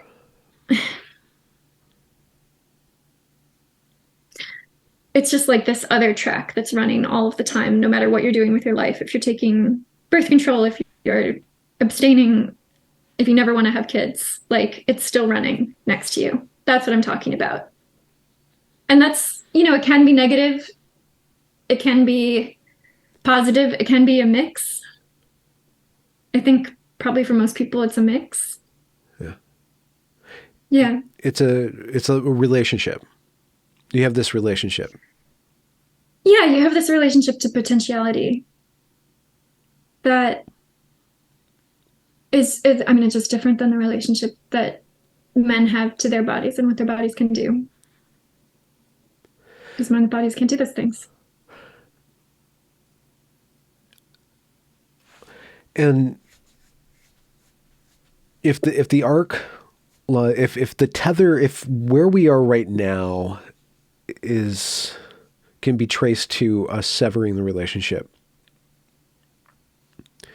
between women and their bodies, because we were trying to socially re-engineer society so that women could partake of freedom. And you could also make a capitalist or an anti-capitalist argument saying we need women in the workforce, right? Or there's just, whether intentionally or not, once you release that economic capacity, then the reproductive capacity and the economic capacity, there's a tension there. And so you sell women on this idea of freedom, of girl bossness, right? And of being able to plan when she's ready in her 40s to have a child. And that's kind of ingrained. It's actually kind of, it's a low class thing to get pregnant when you're 22, right? Or to get married when you're 18, right? And, and I'm sure the likelihood of that, of a relationship between an 18 and a 19-year-old, absent a community and then absent of a society that supports them is really, it's probably not, they're not going to have good numbers coming out unless they have that community and, the morality, the social reinforcement of their monogamy. I've heard feminists argue that women should spend their 20s having babies and then their 30s and 40s, after the baby's out, then do your career thing. Right? Yeah, you have a lot of time. That's what my mom did. My mom did that. She became a very professional woman after she raised us, right? But so many things would have to be set up differently for that to be a viable option for. Okay. So how would we, in a speculative fiction, social engineering thing, what would need to be in place for society to go in that direction? I mean, one obvious thing is to teach sexuality in a different way. One thing is to kind of teach monogamy. You put that on a pedestal. You say, this is the ideal. The marriage between a man and a woman, at least 20 years in length, is the highest ideal. And sexuality within that context is the highest ideal. Everything else is not as good. We're not gonna necessarily vilify that, but we're gonna put that on a pedestal. I don't know if you can do that because the margins are where everybody is now. I mean, I think it's a message that doesn't need to go that far would be, if you want to have children, like, there are ways that you need to organize your life that will happen. And to start earlier, like, these are the reasons that it's better, and maybe we can create both a norm of having children when it's easier for women when they're in their 20s, and a norm for women kind of re-entering, both taking time off from and then re-entering, Yeah. the workforce, education, so that all of those things aren't happening during the years when you're at peak fertility. And maybe we don't need to, that I'm not sure that needs to come with any statements about like what the ideal relationship is or what the ideal societal norm is, and just say, if you want this, like, well, if you want okay. this is what you have to do, and this has to be possible for people to do if we want them to have children. You have to make it wantable, though, to have babies. Yeah. Right? And women, I think, aren't taught that in schools, in society. That baby making is, awesome, basically. No? I don't know. I mean, I can really only speak from my own experience. Like, it was just, I went to high school in like a pretty conservative part of the country, and the expectation was that everybody would get married at 22 and have kids soon after. So I feel like I was a little bit offset from. Well, you were a dissident too, so. No, but I feel like my experience was maybe offset from kind of the norm of people who, make our culture and set our norms and things like that. Because I feel like if I had had the life that I was kind of not being primed by my parents, but by the place that I grew up, like, I would have done that. Do you have contact with the people who did that, and are they generally happy? When you go into reunions? I don't think I still talk to anybody from high school. Yeah. Yeah. But I think it would have been very, like, when I went to college, and especially when I went to like live on the West Coast and to work in the NGO sector, like, I met people who had very different, people who were my age who had just very different expectations, and I can see that they weren't. Yeah, I can see that they were, that it would be really hard for someone who was like, okay, going to be very, to have very high career aspirations and high educational aspirations, and that having kids would be an afterthought, and boy, you sure hope that you can still do it when you get to it. But that's just not the way that I grew up. So it's hard. Did you ever think that way? Did I ever think that way? Well, what was your, and this is very personal, so you can totally dodge the question. So, like, when you were, going to college, like, were you imagining, like, you're going to get married? You want that? So I did get married when I was quite young. Like, I was 23. It didn't last particularly long. And it wasn't a particularly good idea. Okay. Yeah. Wow. But yeah. So I was one of those very normal for my age group and very oddball for the world that I kind of moved into later. Okay. Having been married very young. Not very young, having been married young. But I think on the question of kids, I had just and continued to have like a quite ambivalent relationship to that. And I don't know, like, I mean, I was one of those teenage girls who was, when I thought about pregnancy, when I thought about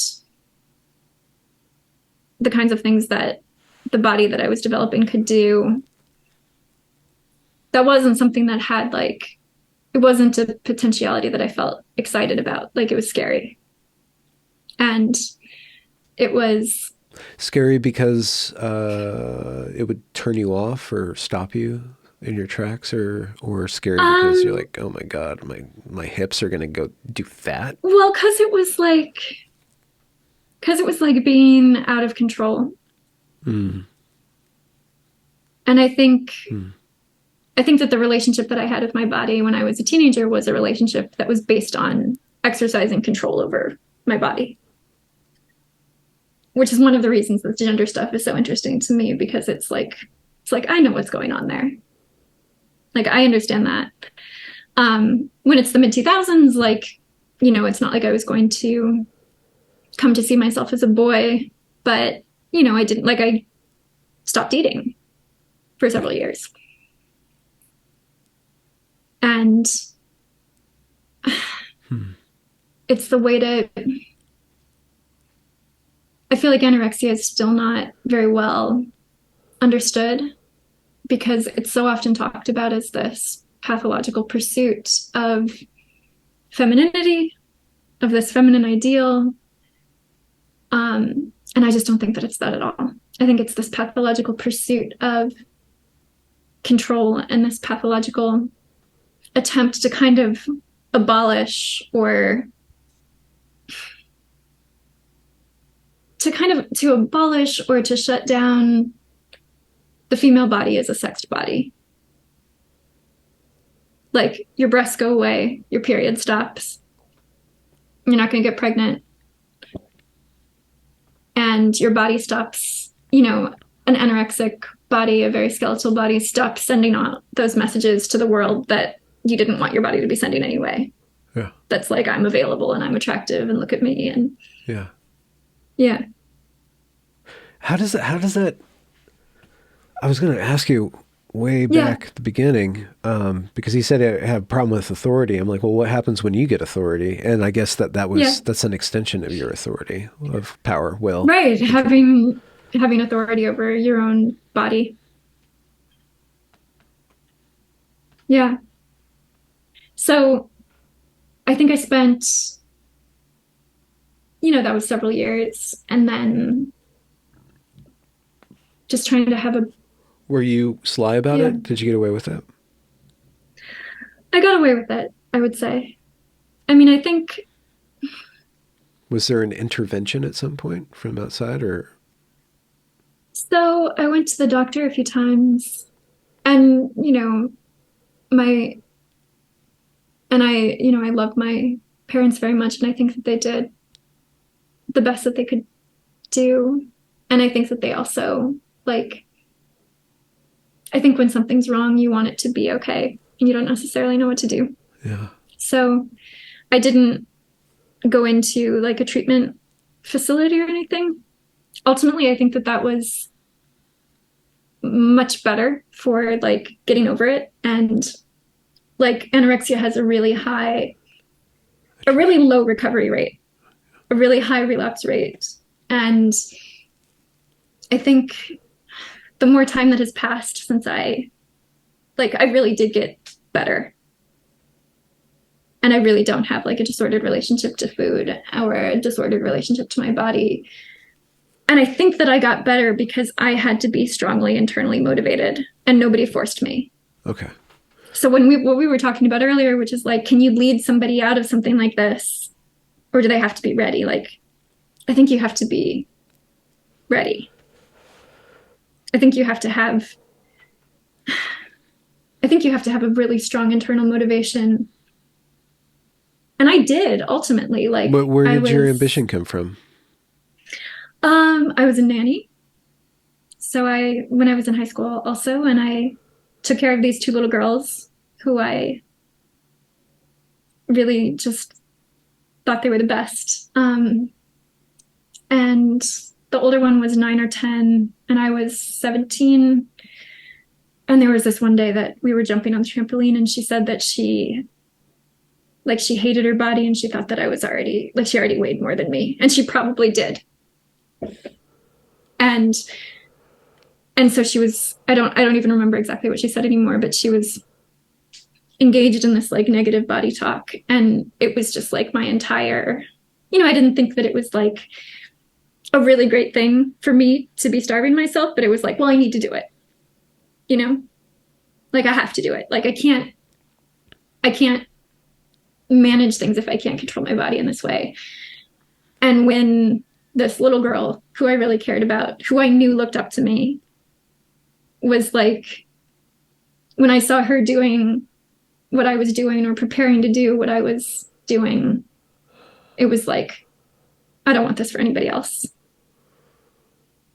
And I remember like I took her off the trampoline and I away from her little sister, and I was just like, I'm really sick. Like, you don't want to be like this. Like, I'm really sick. I'm trying to get better. And I went on this like that was the day that I started eating and I started trying to gain weight and got better. And watched for years from a distance where I was just like, okay, when those girls hit their teens, like, did I fuck them up? Like, are they going to do what I did? And they don't seem to have. Like, I don't think I fucked them up. I feel like I didn't have any influence on them at all, because one of them is a missionary and one of them is an actuary. And I'm like, what's an actuary do again? Is that a tax person? An actuary, I mean, aren't those the people who are like, here's the insurance based on your health conditions and your projected lifespan? And like, these are two things that I would never in my life do. And I was like, okay, if the cost of not influencing them in this negative way was that I didn't influence them at all, okay, I'm okay with that. I'm sure you have had an impact or an imprint on them, and it's impossible to say. Like, you probably, the way that you interacted with language around them probably expanded their brains and their cognitive capacities, in the very least. I don't know. I mean, but they weren't, they didn't follow in my footsteps and be anorexic, so I'm okay. So you, at that point, that was kind of a wake-up call. Yeah. But you had to deprogram yourself. Yeah. How did you have to... How did you trick yourself into, if not loving food, then accepting that you're a digestive entity? I mean, it was definitely like the behavior changed and the mentality changed later. So the behavior was, I need to eat because I need to gain weight. And there's a certain amount of like, I think it works both on the restricting side and on the like resuming regular eating side, that whatever you're doing behavior wise will find a justification in your head. So when I was stopped eating, that became self-reinforcing. Then it became the thing that I had to do. And then when I started eating again, it was like, gradually it was like, okay, this is like a good, normal thing. And I think the things that took longer were just having a relationship to food where I didn't have to like think about it very much. Because at first I had to think about like, I had to make myself eat things, so I had to think about it a lot. And that kind of obsession with food continued, just in the other direction. Yeah. And then gradually it was just like, okay, so I do like, I have a Michael Pollan stance to food where it was like, if my grandma would think it's food, it's food. I try to eat things that are healthy. I don't think about it. Okay. Yeah. So in that, you kind of described what we were talking about earlier about the detransitioners. They gender had been like central to their identity, and then going out of that, gender is still central to their identity, yes. And eventually it goes off. But it's also what you were talking about is an extension of your character as well, like this systematic. I don't want to say control. That sounds too harsh. But where did that? How did you? Where did that? How did you direct that in a way that benefited your potentiality as a human? Yeah, and is it still control? Yeah. Yeah. I'm not sure. I feel like my sense looking back is that the rest of my personality and character didn't change that much. But because the interests that I had other than restriction or other than food didn't change. Like I was a weird teenager who was obsessed with reading everything about World War II and the Holocaust and Nazi Germany and the eugenics program, and like was just like, I just have to understand this. And after I got better from my eating disorder, I was the same person with the same, who had that same drive where it was like, I have to get to the bottom, like I have to understand how this could ever happen. And now I think that same motivation or that same force is just now on gender.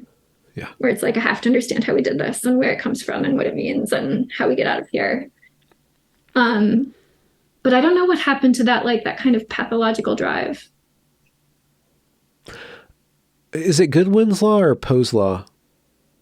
One's about irony. Goodwin's Law is the Nazi one. Goodwin's Law. So, not to Goodwin's Law, but Nazis.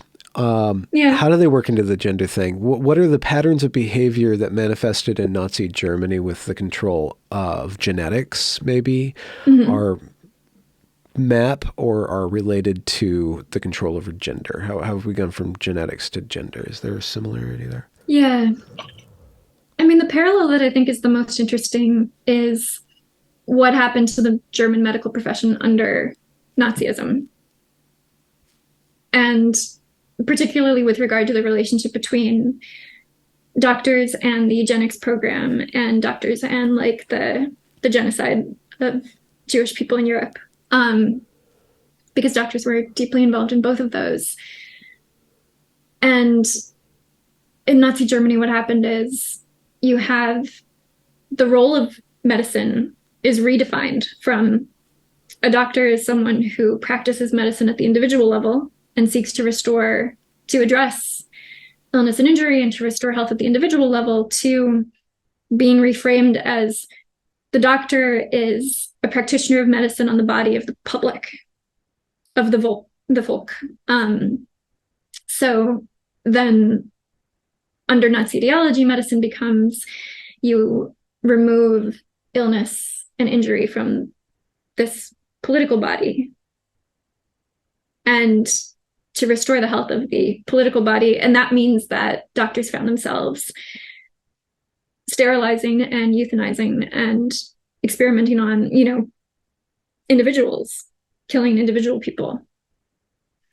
So what I think the parallel is that you have medicine today that isn't about restoring. It's like, what happens when medicine becomes something other than restoring health and repairing injury. And I do think that there is a parallel in that belief system that the story that gender doctors tell themselves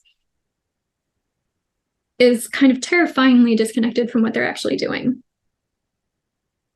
And that there is, it's obviously on a very different scale to a very different end, but there is a parallel with Nazi doctors who tell themselves that they're being good doctors and practicing good medicine because they have redefined what medicine is and what it means to be a good doctor, and that they don't see what they're doing. That's what I think the parallel is. What was did you look into what happened after the war with those doctors, what their mindset? Are there any memoirs out there, autobiographies, people saying? So I don't know about memoirs, but one of the most interesting books that I've ever read is there's this guy, he calls himself a psychohistorian, so psychiatric history, not psycho, so Robert J. Lifton, and it seems like in the wake of, he's a really old guy, in the wake of many of the 20th century's great tragedies and disasters, man-made and otherwise, he'll be there and he'll be kind of talking to people after the fact and how do they deal with it. So he went to Hiroshima after the atomic bomb exploded. He worked with Vietnam vets after the war. He interviewed members of that Japanese cult that released sarin gas on the Tokyo subway. which I also don't know how to pronounce, but I think it's Aum Shinrikyo. He talked to them about what it meant to leave the cult. He talked to people who went through Chinese thought reform. And one of the other projects that he did was that he talked to Nazi doctors after the war and just tried to understand, like, what was the process that they underwent such that they could undergo this personal transformation from a doctor who cares about individual patients to a doctor who kills individual patients in service of like this broader vision. And he finds, so they're not memoirs, but he has like these extensive quotes from people. And he theorizes that they like construct this, that they undergo a process of doubling that allows them to be a normal person in the normal life and to have this kind of ulterior identity in their practice of medicine. So they can think even after the war, even after the Nuremberg trials, even after they've had a lot of time to reflect that they're this, that they were this good person. Like during the war, they were this good father, they were a good husband. They also practiced good medicine. What happens what happens when the doubling is no longer allowed anymore, or is it the narrative collapses around that? I mean, I think for a lot of the doctors, I think we see this in other places, but I think with regard to the doctors that he interviewed, he said that it mostly persisted, like that he would be talking with them and kind of taking them back into that time period, and they would re-inhabit that kind of like version of their personality and be defensive of that version of their personality. There were very few who were able to actually be reflective about like, okay, here's what happened. It seems very similar to me to the idea that when a person goes into a cult or something that's a lot like a cult, that they kind of have like a cult personality and another personality, and the cult personality kind of suppresses the person that they were before they joined, but that other person is still there and can resurface kind of unexpectedly. Huh. Which is one of the like ideas behind cult interventions, right? That you could reach this other person, or that if you don't, that a person who's in a cult will be sensitized to certain lines of attack and will shut down. But if you don't trigger any of those, you can maybe reach the person that they are deep down. Have you ever doubled? Have I ever doubled? I don't know. I have tried to think about like, I've thought about it a lot in the context of like trying to stay in contact with people who I feel like have undergone that process. I don't know. Do you think you have? I'm trying to think, but I did it fictionally. I did it in fiction. Yeah. I think there's something. I mean, my parents, I was exposed to kind of a cult when I was very young. And so that kind of made me always wary of group thinking, unless I'm very anti-group thinking. But that doesn't mean I don't do culty things in my head, right? But there's something about how I'm set up, and I want to say my spiritual practice doesn't allow me to get too far away from a ground of being. I can't stray too far from it without starting to suffer. So Yeah, I'm not sure I can relate to it, but it was helpful to read the book and to try to understand people who seem to have changed a lot. And you kind of have this faith that the person that you knew is still under there. Well, I mean,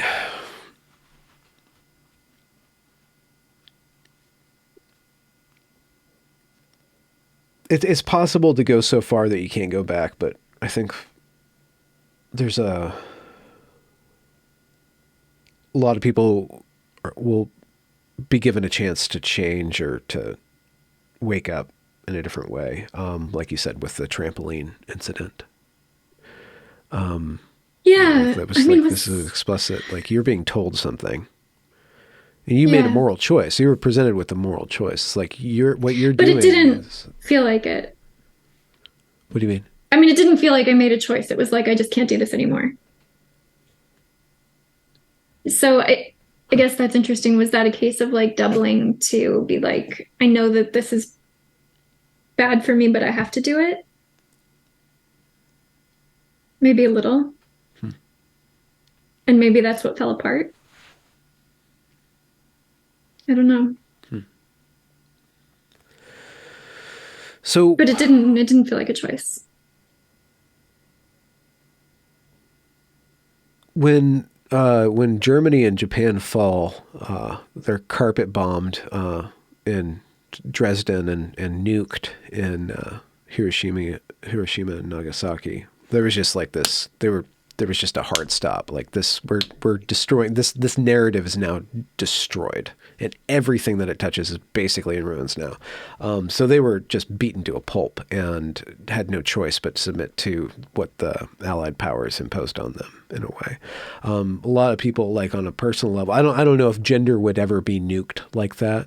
The gender ideology specifically. I mean, it could be. Yeah.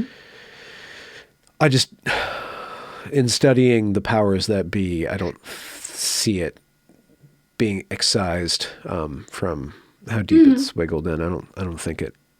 I don't know.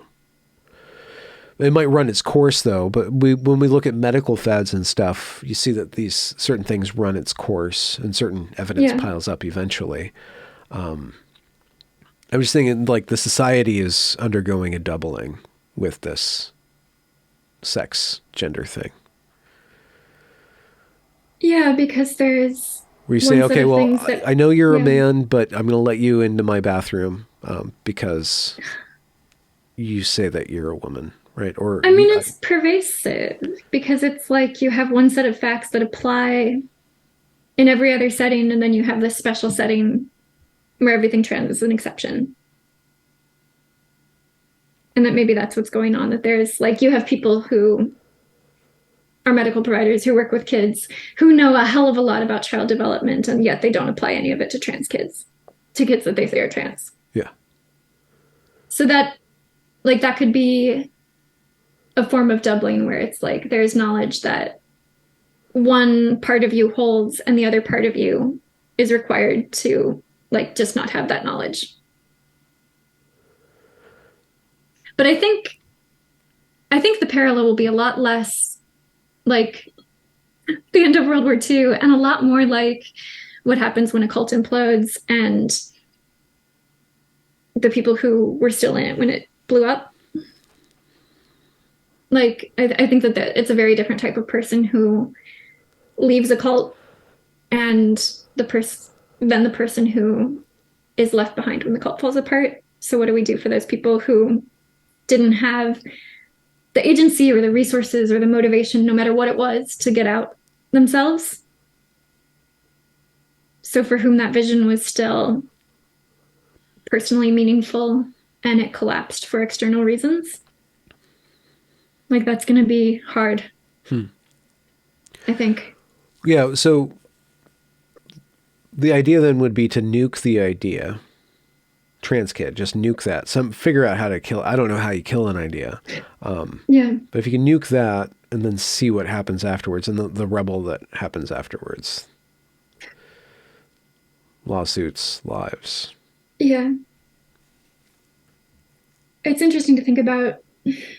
I mean, there are a lot of people who, when this falls apart, they'll have to either reckon with, if they themselves identified as trans, what path did they go down? And of course, I don't think it's all the responsibility of a patient who can't perform surgery on themselves and can't prescribe hormones to themselves, but there is some agency there to pursue those things.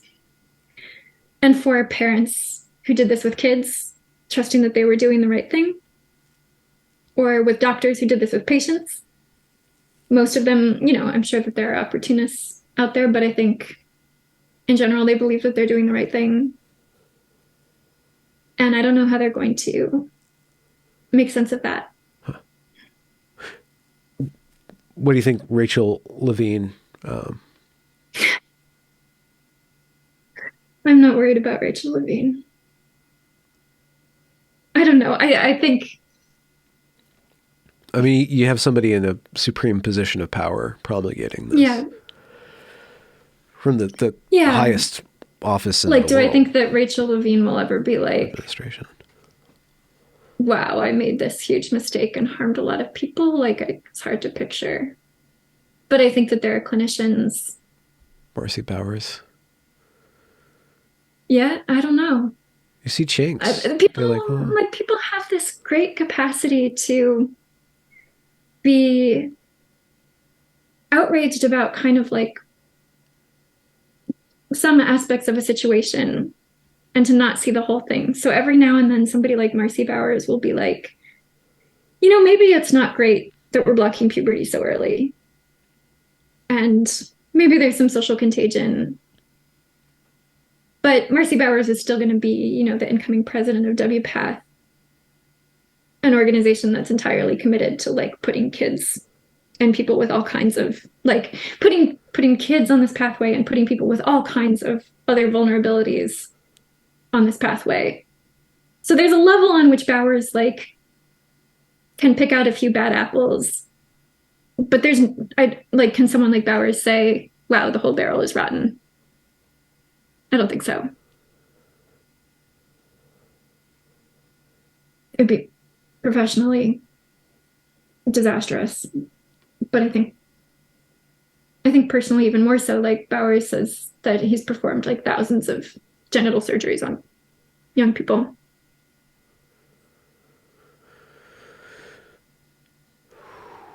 I don't know how people will live with that when it changes. And when I was at WPATH, that was the thing that I was thinking about all the time, where it was just like, in the future, it is going to be so hard to remember what this felt like. And that all of these people were here and that they thought that they were doing this good thing. And in the future, it's going to look really different.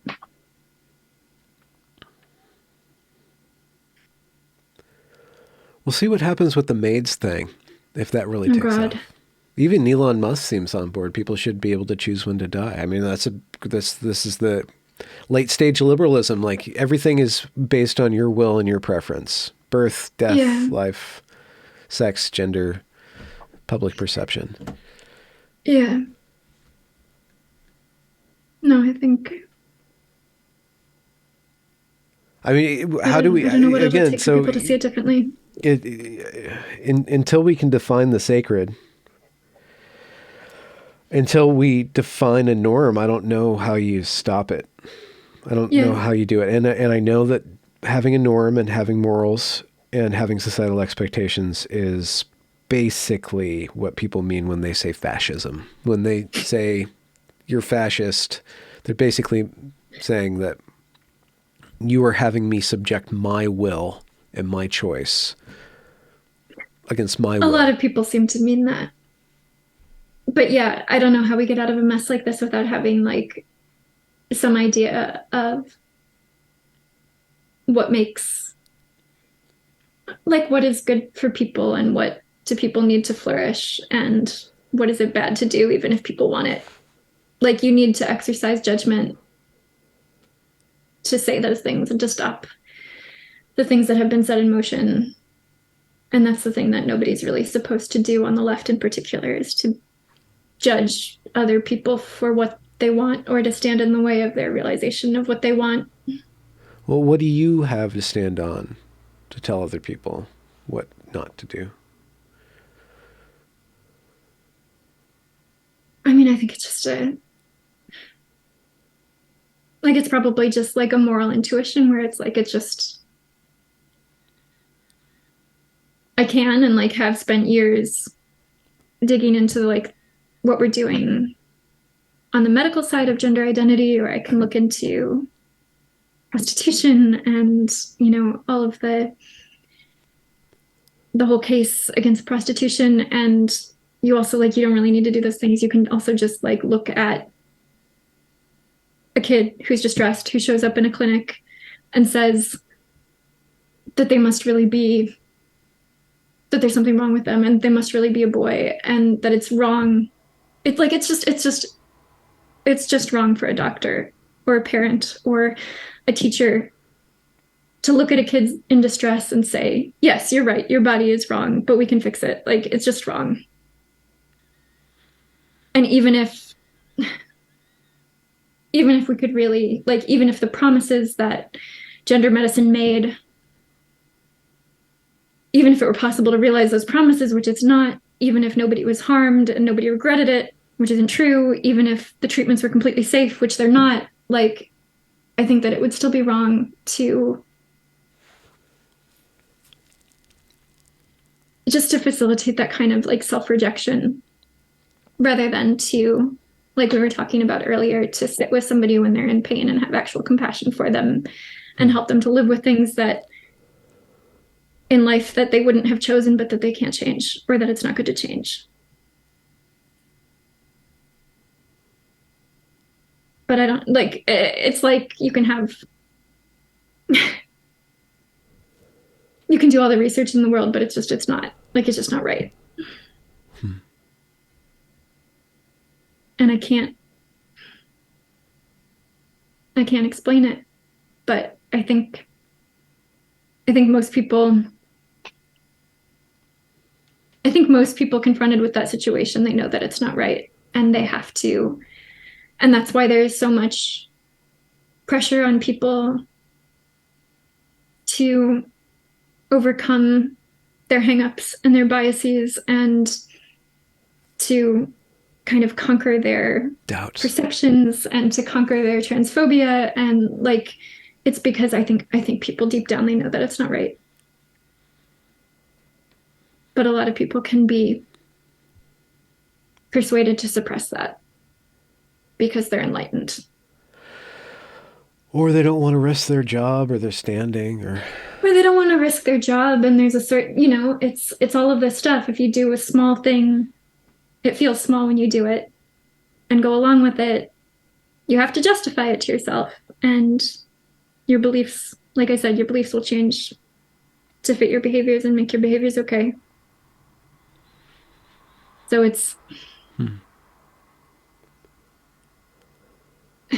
if you can see it at the beginning and you can resist it from the beginning, you stand a chance. And if you go along, you will keep going along. It's tenacious. I mean, it's just like, why not be polite with somebody's pronouns? Yeah, it's just framed as, and that's, it's framed as a kindness to people. And I think that it does really, like, it's really emotionally persuasive that if you don't go along with the pronoun game, or if you ask questions about gender identity that make some people uncomfortable, like, you do cause real pain. And it is very easy for people to look at that and be like, you're causing pain, therefore that's the bad thing to do. Well, like you were saying earlier, though, perhaps it's not that you're causing pain, it's that the pain's already there. Well, the pain is already there, and you are taking off the covering and making the person experience it. Yeah.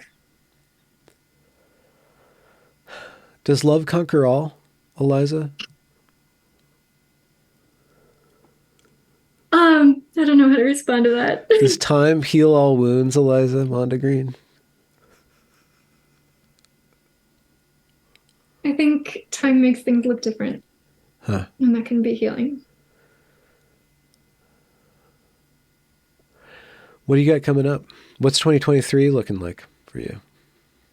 Did you ever get a hold of your professor? Are you going to finish this doctorate thing, master's thesis? Yeah, I will finish it this year. I've been working on a book proposal that I have some, it'll probably be rejected, but maybe it would be accepted. Just go to a affirmative only publisher. Affirmation. Yeah. It's called Amazon.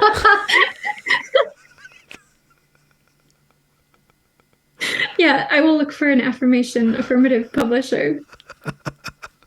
What's the book on? Are you keeping that under wraps?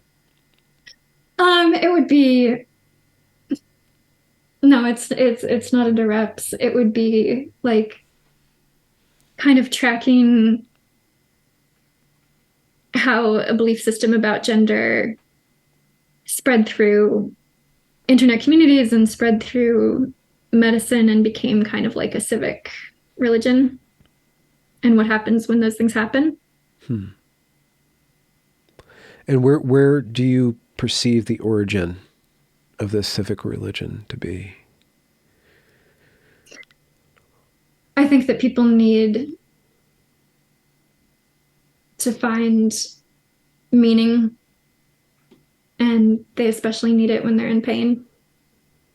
And so I think the origin of this particular civic religion, like, of course, it has feeders in queer theory and feeders in the field of sexology and all of the experiments that have been run there around sex and gender. But the thing that animates it is that people need a source of meaning and an explanation when things aren't going right. And if you don't have a God, you will make one. And we call it gender right now. Are you willing to venture the anecdote? Is there something to swap it out with, like Indiana Jones taking a little statue? I have never seen Indiana Jones. Okay, well, he took a statue off of a pillar by swapping with it with dust of the same weight. Okay. Like the central idol. He takes this idol by swapping it out. So am I prepared to propose a new idol? Yeah, is there?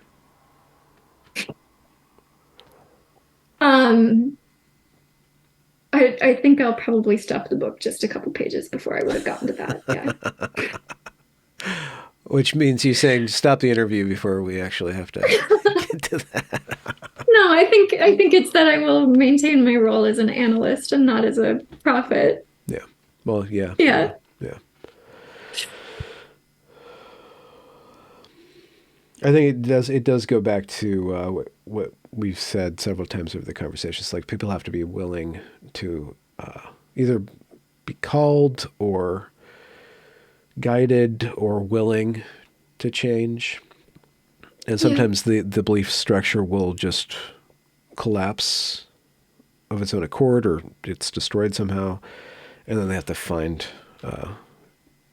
what happens next. Like in Japan, I guess it was capitalism that replaced materialism. I'm not an expert on that period of history, but they did. No, Westernization swapped out the Yeah. old regime. And in Germany, like they were divided between the West and the East, communism. Yeah. No, I don't know what happens after Gender. after gender, but I hope we get there. That's it. I'm going to stop the recording.